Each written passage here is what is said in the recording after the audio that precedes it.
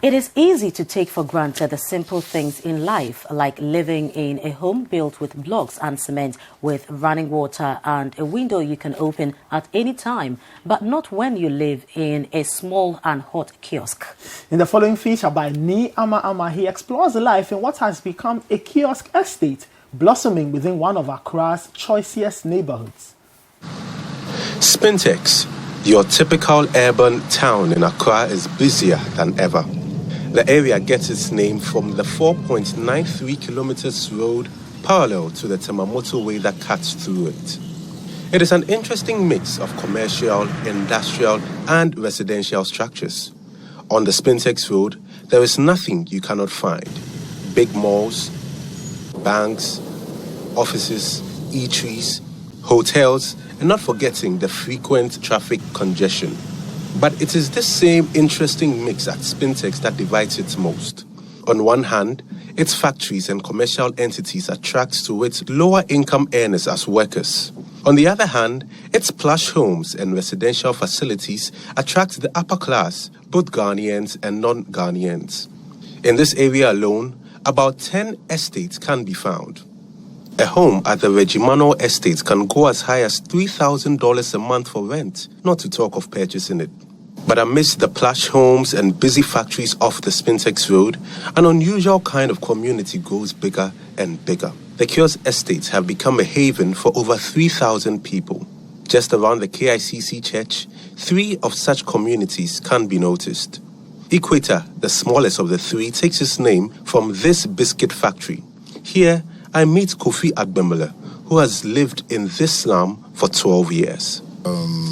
I am a 49 years old man now, and we are living here, if I'm not mistaken, almost 12 good years.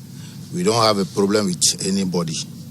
As I'm talking to you now, there are some areas they say people should move from there because of road issues, and then but from the point where we are now, we don't have such problem. And I'm a married man with 4 kids, 2 girls, 2 boys. But the major problem now is, though we are living in kiosks, you can see around, and there is a kiosk. It is because there is no money to buy a land, to build and move in. So for now, we are living in the kiosk. If you don't have what you want and what you get, you must, move with it. I don't think anybody will be happy by living in the kiosk. Now we move on, and the Supreme Court has given clearance to the Electoral Commission to hold a referendum in selected areas where there are proposals to create new regions. This follows the dismissal of a suit seeking to challenge the decision of the EC to only allow residents in the affected areas to vote in the referendum. According to the justices of the court, there is no genuine cause for interpretation, as the Constitution states unambiguously the discretionary power given to the Electoral Commission. Fred Jabano was in court for City News. This suit was brought before the Supreme Court by private citizen Mayor Blexer and 2 others. In their case before the court, they wanted the court to give an interpretation to Article 5 of the Constitution, which states the procedures and processes for the creation of new regions. They argued that they believe that the new regions which were being carved out of the old regions should have voters of the old regions vote to agree or not in a referendum which would decide the creation of these regions.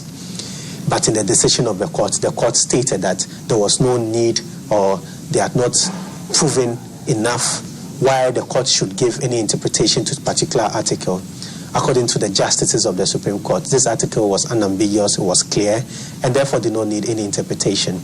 The decision of the court therefore means that the Electoral Commission can go ahead with with their planned referendum on December 27th. Should trainee teachers across the country prepare for the cancellation of the current academic semester?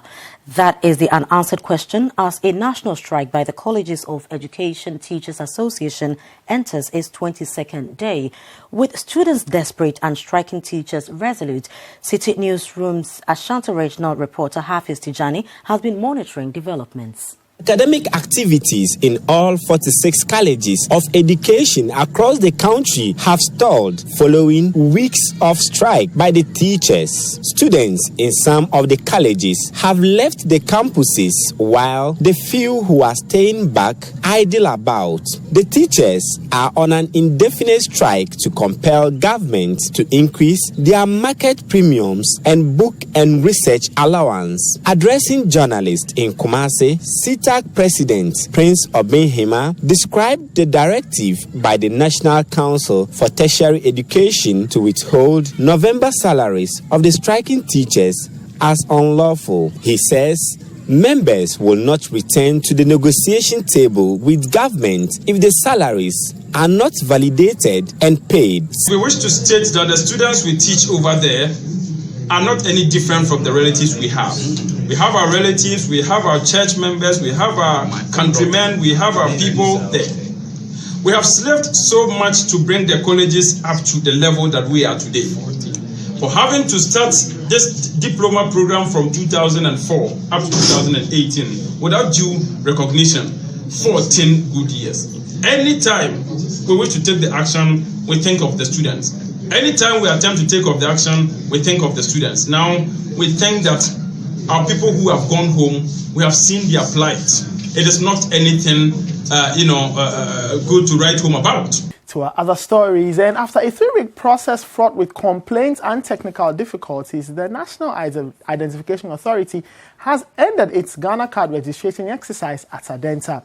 So far, 104,000 residents of Adentan have registered and they have been issued Ghana cards with Lankwantanan as its next destination. City News' and Shelley will follow the exercise. Some of the challenges that characterized the registration process included network constraints, issues with the generation of the digital address code, extortion, negligence, and dereliction of duty by some of the National Identification Authority's officials. These issues practically slowed down the process. The process, you first have to join the queue for them to get your details down, and then afterwards you go and take your pictures and stuff, and then they will refer you to another place where you go and take your card. But the process took me about 1 week for me to get my card.